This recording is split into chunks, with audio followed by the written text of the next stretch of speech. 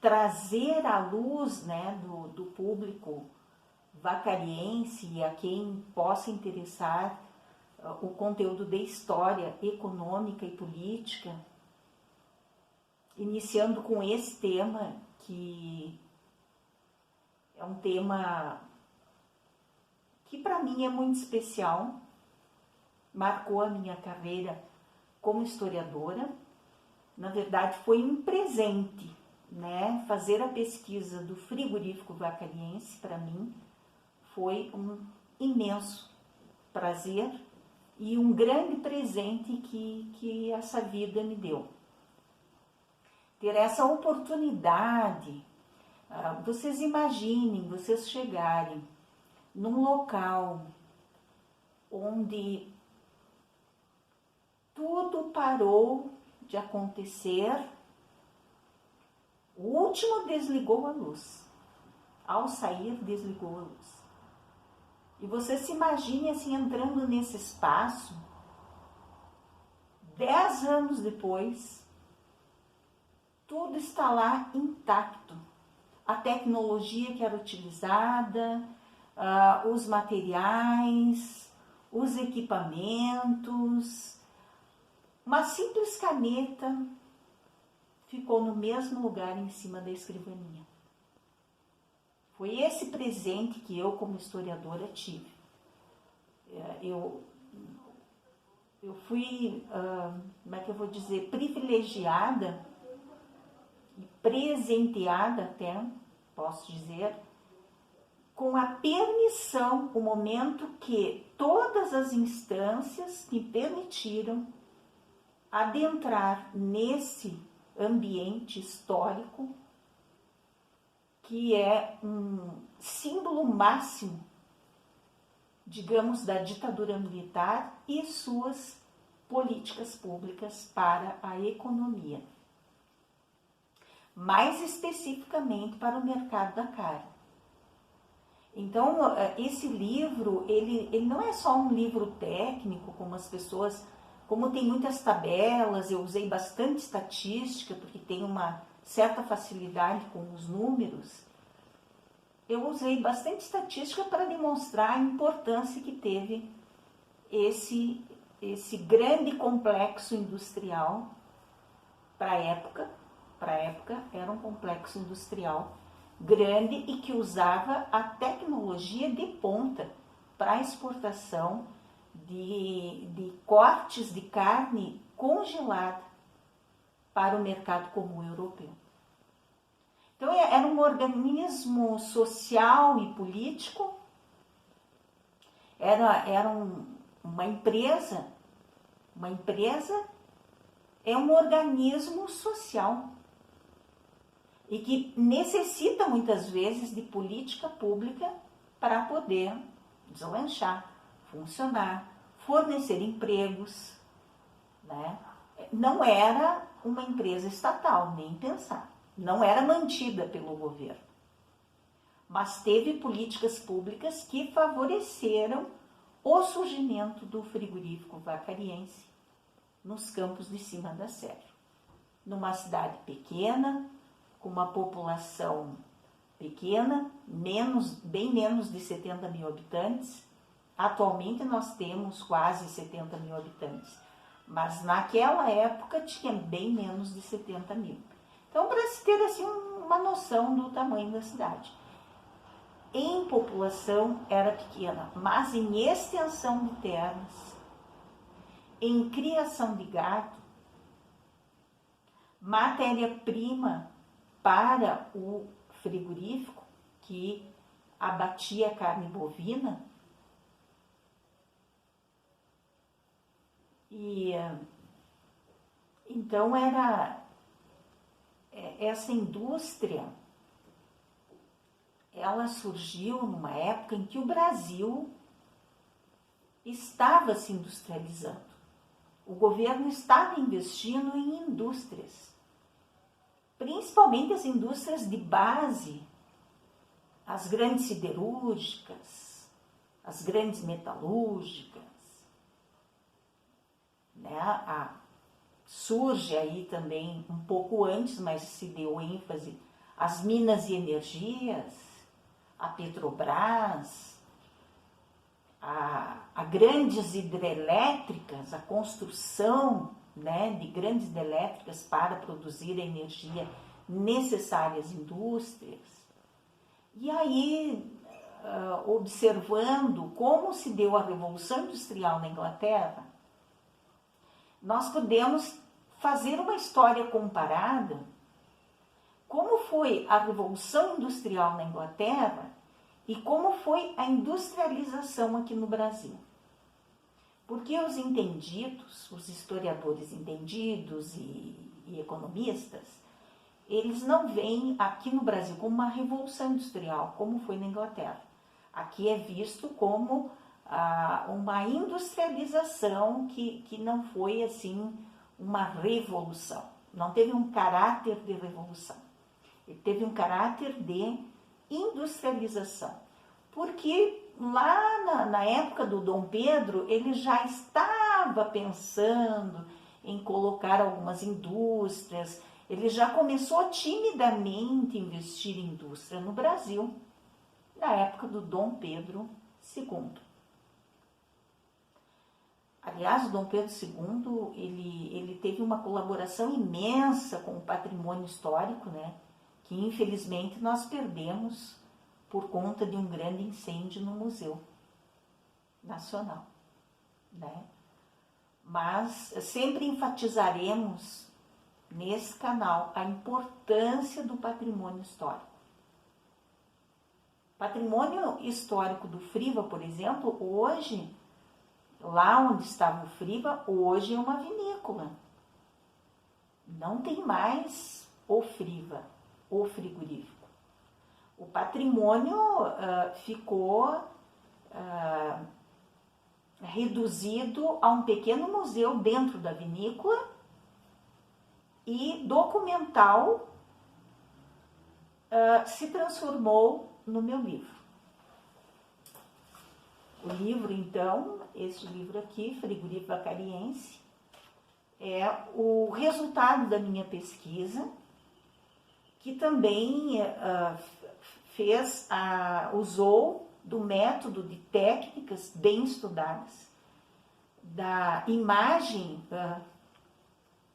história e imagem do Friva.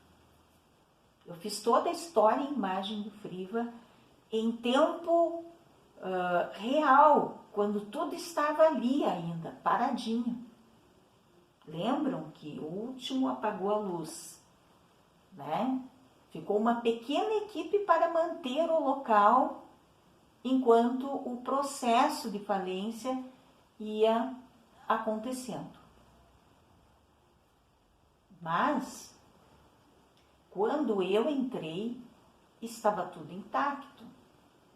Os arquivos, toda aquela tecnologia que se usava na década de 70, 80, máximo 90. Porque o último abate do Friva foi em 1997. E o Friva, ele foi fundado em 1966, juridicamente falando. Porque depois ele foi sendo construído ao longo do final da década de 60, ele foi sendo construído. O primeiro abate não foi nos anos 60, foi nos anos 70. E aí ele seguiu abatendo até 1997, quando houve o último abate. Abate de bovinos. O Friva, ele teve um caráter de frigorífico extremamente aparelhado para aquela época, totalmente condizente com as regras e a exigência do mercado comum europeu, e não só do mercado comum europeu, porque ele também estava totalmente viabilizado para o abate para o Estado de Israel, que exigia um abate muito diferenciado devido à religião daquele país. Então vinham os rabinos de Israel observar tudo como seria feito o abate, porque a carne consumida pelo muçulmano, o abate é totalmente diferenciado. Então os rabinos vinham e dentro do complexo do Friva havia uma casa para receber especialmente esses rabinos.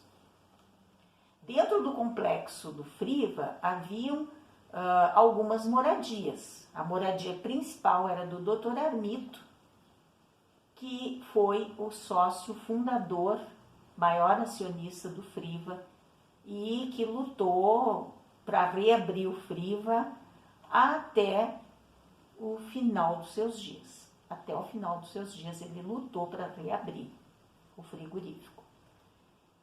E a despeito das coisas que se diziam na época, que achavam que o próprio Armito teria dado um golpe, vocês vão ver no decorrer dessa história, desses vídeos, vocês vão observar que não foi culpa do acionista o fechamento do frigorífico. E muito mais compreensível, além de golpes que o Friva sofreu, porque ele sofreu alguns golpes de desfalque por pessoas que trabalhavam no Friva.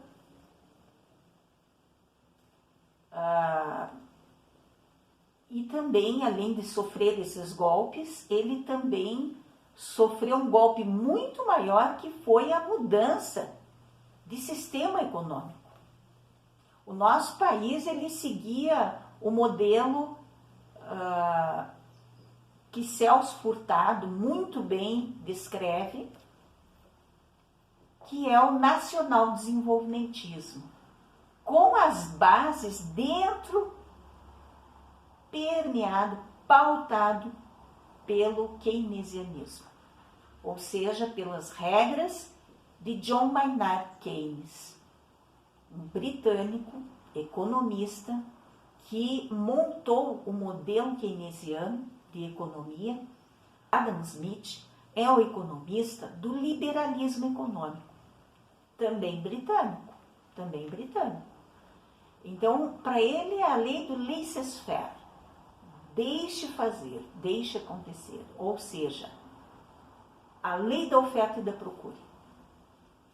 Vende-se, compra-se, vende-se, o mercado se autorregula, se autorregulamenta, sem a mão invisível do governo. Essa é a premissa do liberalismo econômico de Adam Smith, que depois vai ressuscitar com a globalização e vai se transformar no neoliberalismo. Volta então essa lei do livre comércio, do livre mercado, lei da oferta e da procura, e sem a intervenção estatal. E aí no mundo todo há uma desintervenção estatal, que é o que aconteceu a partir do governo Collor de Mello aqui no Brasil. A desintervenção estatal na economia, ou seja, privatizar o máximo que puder, entrar o mínimo possível, organizar o mercado o mínimo possível, ter a mínima influência possível do Estado. Esse é o neoliberalismo que nós estamos vivendo hoje. Não há tanta intervenção estatal como havia na década de 70, 80, 90, no mundo todo e aqui no Brasil também. Então, o Brasil, ele vive na década de 70, 80, de 64 a 1985, é o período de ditadura militar, e onde há muita intervenção estatal. E aí vocês vão entender o porquê do surgimento, nos campos de cima da serra, desse empreendimento tão grande. Era um grande frigorífico, uma grande capacidade de abate, congelamento e exportação de carne. Por que ele foi colocado aqui? Essa foi a pergunta que nós fizemos na nossa dissertação de mercado. de mestrado, aliás. Na dissertação de mestrado, nós colocamos essa questão, o porquê de criar um frigorífico tão grande nos Campos de Cima da Serra, numa cidade pequena, com uma população tão pequena. Mas aí vocês vão ver que haviam várias condições para que se fizesse esse empreendimento aqui. De quem foi a ideia? Foi do acionista, senhor Armito Pereira dos Santos? Não, inicialmente não. Inicialmente foram empresários de Porto Alegre que tiveram essa ideia. Eles tiveram a ideia de montar aqui em Vacaria, nos Campos de Cima da Serra, um frigorífico, porque, em primeiro lugar, Vacaria era tradicional em criação de gado. Vacaria tinha um grande plantel de gado. Mas Vacaria não tinha todo o estoque necessário, porém, ele tinha todas as condições de receber esse restante que faltava de gado. Por quê? Porque ele tinha a logística perfeita. O terreno destinado ao frigorífico tinha a linha de trem que passava, a estrada de trem passava nos fundos desse terreno. Ou seja, o trem poderia parar nos fundos e descarregar uma manada de gado, que é o que aconteceu por muitos anos. À sua frente, ele tem a BR. E essa BR, então, pode-se fluir todo através de caminhões frigoríficos, toda a produção congelada para o porto de Itajaí. E através do porto de Itajaí, e também temos o porto do Rio Grande, eram duas opções, Itajaí, Santa Catarina, estado vizinho, nós somos a porteira do Rio Grande do Sul, somos vizinhos de Lages, por exemplo. Então, a produção poderia ser totalmente escoada pela BR. Tinha uma estrada federal plenamente asfaltada para levar todo esse produto congelado aos portos para escoar a produção para ser exportado para o mercado comum europeu. E nos fundos tinha a estrada de ferro. Então era muito fácil. Criação de gado em volta tudo do frigorífico nas grandes fazendas que existiam na época. Então, uma boa parte dos produtores rurais forneciam gado para o abate no frigorífico. Então, o frigorífico era perfeito ter um frigorífico em Vacaria. Tinha todas as condições logísticas e o terreno que foi doado foi assim perfeito para essa atividade. Perfeito para essa atividade. E onde é que entrou a ideia do senhor Armito? Onde é que o senhor Armito entra em tudo isso? Que ele morava em Caxias do Sul, ele era natural de Bento Gonçalves, ele tinha um frigorífico em Farroupilha, ele tinha aberto um frigorífico, ele dominava o conhecimento de frigoríficos. Pois bem, os empresários de Porto Alegre convidaram ele para participar da sociedade pelo conhecimento que ele tinha em frigorífico bovino. Convidaram ele para conhecer o local e ele, vendo todas essas possibilidades, era uma pessoa de visão, era uma pessoa ambiciosa, uma pessoa que queria crescer, que queria ser um grande empresário, um grande empreendedor, e foi um grande empreendedor para a sua época, foi um vencedor. E a falência do Friva não foi uma derrota para o Armito, porque não foi só o Friva que faliu na época. Na época, todos os frigoríficos familiares e que não fossem estrangeiros, já vou explicar por quê, faliram. Na mesma época que o Friva faliu, todos os frigoríficos pequenos, familiares, faliram. Por quê? Por causa da globalização, porque houve uma enxurrada de cortes de carne congelada francesa no mercado brasileiro. E o mercado brasileiro não conseguiu concorrer com essa carne que veio de fora a um preço.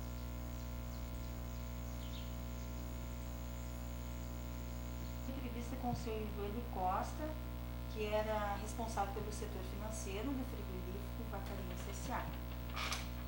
O senhor é natural de Vacaria? Não, Caxias do Sul. O senhor veio em volta de Caxias, em que época, em que ano mais ou menos? 17 de dezembro de 84. Quando foi admitido na empresa Friva? 17 de dezembro de 84. Nessa data? Especialmente para trabalhar aqui. Ah, isso que eu ia perguntar, o senhor veio especialmente para trabalhar na empresa. Quantos anos o senhor trabalhou aqui? Ou está trabalhando ainda? 21 anos. 21 anos. O que fazia na empresa? Setor financeiro. Mas o senhor era encarregado pelo setor financeiro? Encarregado. Gerente financeiro. Gerente financeiro, né?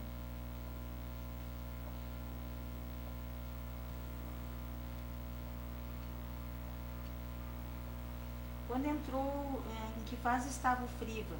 Se ele estava na fase de construção, do abate ou da exportação? Eu estava na fase de abate e exportação também. Tá. Quando o senhor chegou aqui, como era o local onde instalou-se o Friva? Já tinha estradas asfaltadas quando o senhor chegou em 84? Sim, já. Mais ou menos que nem está hoje. Ruas calçadas em Vacaria? Tinha escolas próximas ao Friva? Não, não tem até hoje. Água potável? Já tinha na época? Tinha. Potável, lógico, é filtrada do rio ali embaixo, né? Ela é filtrada do rio. É puxado esse aí com motor? Ah, então não é a mesma rede da Corsã. Não. É uma rede própria. É, uma rede própria. Ela na Corsã não tem. E a energia é fornecida pela RGE? Pela RGE, Antiga antiga CE, né? Tá, já tinha na época. Então. O distrito industrial já existia quando o senhor veio para cá? O senhor morava próximo ao local? Não, na cidade, 10 quilômetros de Frigorífico. Mais ou menos em que o senhor ainda mora na mesma casa? Não. Na No centro, época? no centro. É, no Na centro. Moreira Paz. Eu cheguei morando na Moreira Paz.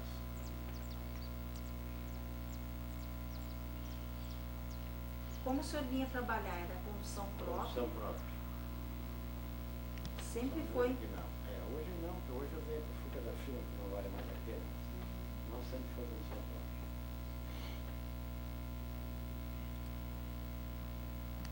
Como eram as condições em que trabalhavam? Eram boas, mais ou menos, ou ruins? Não, boas. Na questão de higiene, Boas. Sempre né, boas. e segurança também, Sempre boa, porque tinha a inspeção federal que tinha que andar. nos conformes. Senão não. Para a época, né, o senhor acha que ganhava bem? Ganhava bem. Eles pagavam bem? Sim.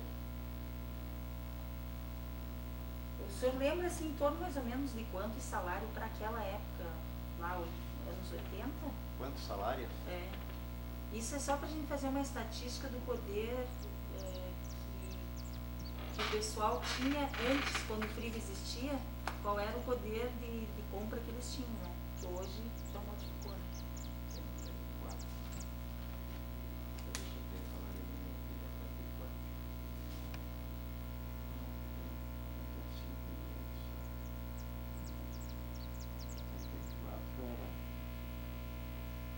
85 era mais de 10 salários, mais ou menos. É, porque era gerente financeiro, tem que ver 10 com a o cargo. 10 a 12 salários. Tem a ver com o cargo. O senhor acha, assim, que naquela época, os outros funcionários dentro de cada função, eles eram bem remunerados, tinham todos os direitos? Sim. Como é que o senhor acha, assim, que funcionava a empresa? Não, todos os direitos. Eles sim, tinham um sempre poder deram. aquisitivo bom, dava para se Sim, sustentar normalmente. sim. Tinha mais que um membro, assim, da família trabalhando na empresa? Da minha família? Não só na sua, mas eu digo no geral, assim, lá na fábrica, por exemplo, vocês contratavam mais que uma pessoa da família? Sim. Era a política da empresa isso ou não? Não era política, mas sempre vinha marido, mulher, filho. E o seu Armito, ele comentou que ele costumava pegar 2, 3 pessoas para fazer uma renda familiar, da mesma família, né? Então ele dizia que era uma política da empresa. Ele dava preferência para a mesma para família. os familiares, Tá. então. Conheceu os sócios fundadores do Friva? Sim.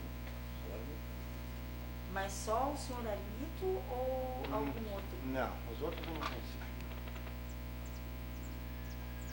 Quem é que está aí? Sebastião? É tu que está aí? É eu. Espera um pouco, tá? Por que o frigorífico Vacariense S.A. foi instalado nesta região? O senhor tem alguma ideia? É, por causa da quantidade de gado que existia naquela época. Era a zona de pecuária aqui, né?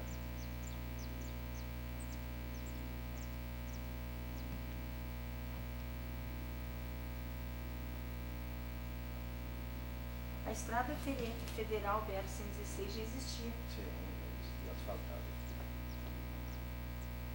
Quem era o prefeito da época?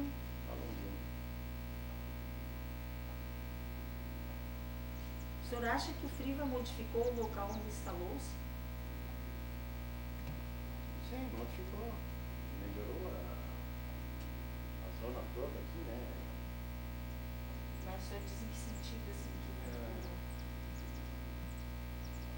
Em movimento, né? De pessoas, de veículos, de movimento de gente, né? Mas fora do frigorífico, um pouco progredido. Mas então, se houve movimentação de pessoas e veículos, o senhor acha Funcionários, clientes, fornecedores. que ele pode ter movimentado o comércio local? Sim, claro. Tanto na pecuária como nos gastos, né? O Friva, então, né? costumava pegar o gado, a maior parte aqui de Vacaria. Sim. Preferência sempre na redondeza. Mas vinha também gado de fora. Chegou a vir de Mato Grosso. Paraná e Mato Grosso.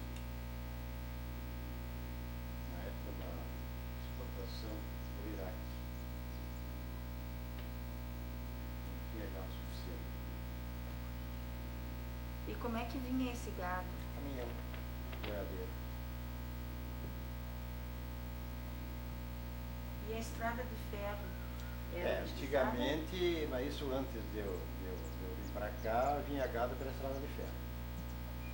Descarregava lá nos fundos do Friva, que o terreno do Friva faz fundos com a rede ferroviária. Então ele faz fundo com a rede ferroviária. Isso. Naquela época vinha gado pela rede ferroviária, descarregavam lá e deixavam no campo ali atrás até matar.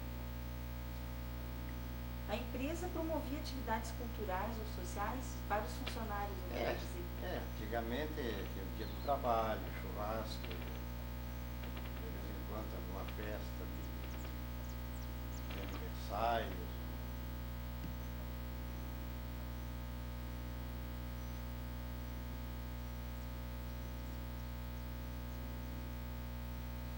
Bom, algum tipo de confraternização entra mais ou menos nessa também. É isso aí. Natal, por exemplo, eles faziam alguma festa? Não, Natal Não? não. Páscoa? Mas era só o dia do trabalho, né? Dia 1º de do maio. trabalho. Né? 1º de maio. Era muita gente também.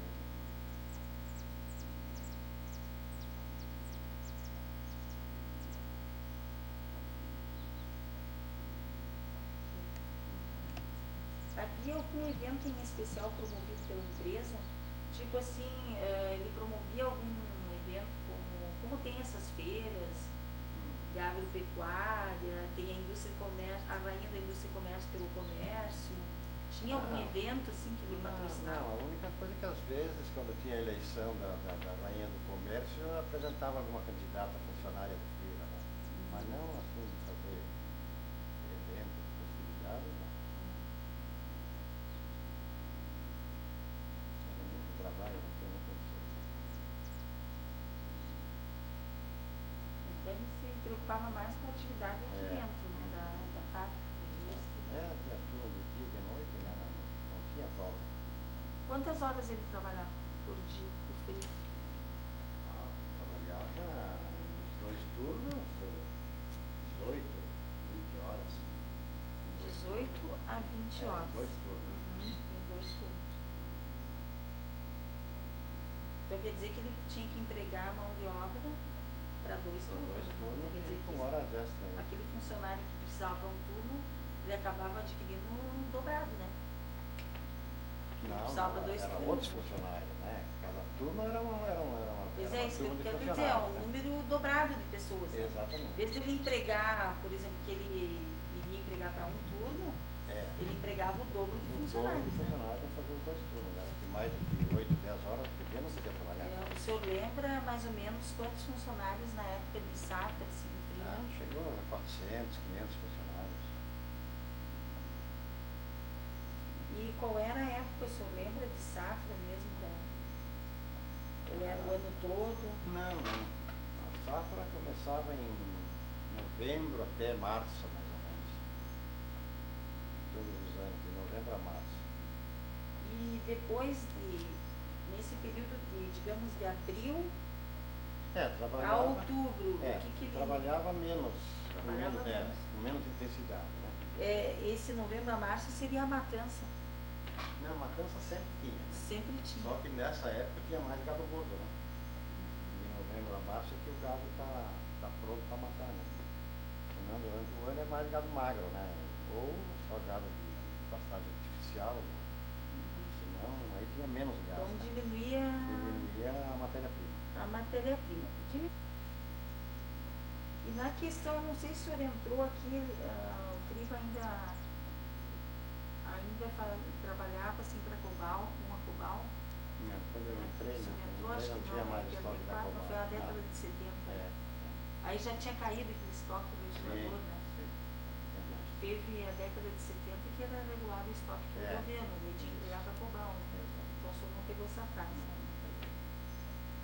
O senhor gostaria de comentar alguma coisa importante ou interessante, assim, que o senhor acha interessante da exportação ou do movimento do FRIVA, ou com relação à importância dele para a região? O senhor gostaria? A exportação, a única coisa é que quando tinha exportação dobrava o serviço, né? Principalmente para não só na matança e desossa, como para o escritório também, a documentação toda para fazer, né? Isso trabalhava até de noite, tudo para aprontar os documentos para exportação. E sempre era admitido mais funcionário, né? Quando tinha uma exportação muito grande, como foi para o Iraque, que deve ter sido mais ou menos quase 750 toneladas, uma coisa assim. Como é que era transportado isso para exportar? Ia para os portos, né? Rio Ia Grande, de caminhão, Paranaguá, até o porto, caminhão frigorífico ou container, né? Esses caminhões eram do FRIVA, do grupo Do grupo. da Letícia, né? Ou às vezes vinha container direto, né? Caminhão terceiros com container em cima, que esse container já ia direto para o porto e já marcava no navio. Como se fosse de caminhão, que depois passava os containers lá no porto. Então, se eu gostaria de salientar mais alguma coisa? Não, acho que tá bom. Então, tá certo. Qualquer coisa. Então, aqui eu estou mostrando a nossa pirâmide atualizada de livros, né, que foram utilizados para fazer essa pesquisa em torno do frigorífico vacariense nos campos de cima da serra e o Milagre Brasileiro, 1964 ao 1997. Então, vocês viram que foi acrescentado um livro aqui ao lado. aproximar, mostrar para vocês ali que entrou o livro O Mundo é Plano, de Thomas L. Friedman. Thomas L. Friedman. O Mundo é Plano. Perceberam ali? Que é um livro que mostra o cenário atual. Então, vocês viram que no início ali tinha todos os livros que mostravam o cenário de 64 a 85. A construção do Friva foi de 1966 a 1973. Aí ele começa a bater e vai até 1985, período de ditadura militar. E aí depois ele entra na globalização, 1985. E aí a gente pega O Mundo é Plano para mostrar o cenário de globalização, ok? Então essa é a nossa pirâmide, né, de livros para essa dissertação de mestrado, que conta a história de um frigorífico nos Campos de Cima da Serra, um frigorífico exportador de carne congelada para o mercado comum europeu e, na verdade, para 23 países de 4 continentes, né? Isso aí.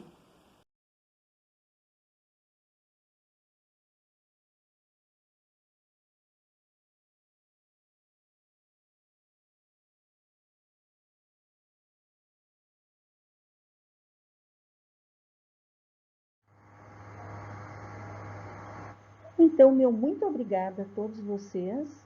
Aqui estão meus contatos para aquisição do livro físico. WhatsApp 51 996 89 90 85. E-mail historialegal2022@gmail.com. Curtam e inscrevam-se no canal. Ativem o sininho para as notificações. E não percam o próximo capítulo da saga do frigorífico vacariense. Meu muito obrigada a todos vocês. Canal YouTube História Legal, o canal comprometido com a verdade, do regional para o universal.